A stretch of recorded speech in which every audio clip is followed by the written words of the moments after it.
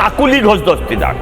কাকলি ঘোষ দস্তিদার তিনি যে ফর্মটা ফিল আপ করেছিলেন, প্রথম অভিযোগ আনলেন যে আমাকেও ডাকা হয়েছে, তারপর দেখা গেল তার ফর্মটাই ভুল, ফিল আপ করাই ভুল। তিনি আমায় ধরে নিতে হবে যে তিনি এটা ইচ্ছাকৃত করেছিলেন, কারণ পুরো ফ্যামিলি ডাক্তার, বাড়ির অ্যালসেসিয়ানটাও কম্পাউন্ডারের মতন হয়ে গেছে। সেই মানুষটা একটা ফর্ম ফিল আপ করবে, বাংলায় করেছে, তাও অত ভুল, মানে একটা পোরশন ফিল আপ। তাহলে আমাকে বলুন মোদ্দা কথা কি, মানে তাহলে মমতা বন্দ্যোপাধ্যায় দিল্লি গেলেন কেন? না না না না, এটা ইচ্ছা করে, আমি বলছি ইচ্ছা করে করা হয়েছে। এই ভুলগুলো ইচ্ছা করে করানো হয়েছে যাতে পরে মানুষের হয়রানি হয়। আমি বলছি এত মানুষ কাদের নিয়ে গেছে, পেছনের লোকগুলো দেখুন, পুরো দেখে মনে হবে কালাহান্ডি থেকে, সেই সময়কার সোমালিয়া থেকে, একদম মানুষগুলো পাথরের মতন নির্বিকার চুপচাপ মুরগির মতন দাঁড় করিয়ে রেখেছে।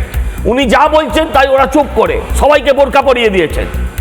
এই যে রাজনীতিটা, আপনি লোকগুলো ছবি দেখান না, যখন বলছেন তখন ছবি দেখান, কালকের ছবিগুলো দেখান, আপনি দেখবেন তাদের মুখে কোনো এক্সপ্রেশনলেস, তারা বুঝতে পারছে কোথায় এসে পড়েছি, কার হাতে পড়েছি।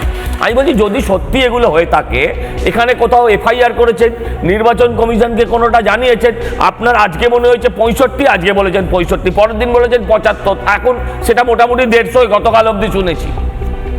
কারা মরলেন, কি করে মরলেন, কেমন করে মরলেন, তার তদন্ত কি হলো, কোনো কিছু নেই। নির্বাচন কমিশনকে যাদেরকে নিয়ে গেছেন তাদের একজনের ডেটা অলরেডি আমাদের ভারতীয় জনতা পার্টির পক্ষ থেকে প্রচার করে দেওয়া হয়েছে। সেই লোকটা, তাকে মোটেও মৃত দেখানো হয়নি, হি ইজ অলরেডি অ্যাপ্রুভড, তার নাম রয়েছে ভোটার লিস্টে, তবু তাকে নিয়ে যাওয়া হয়েছে।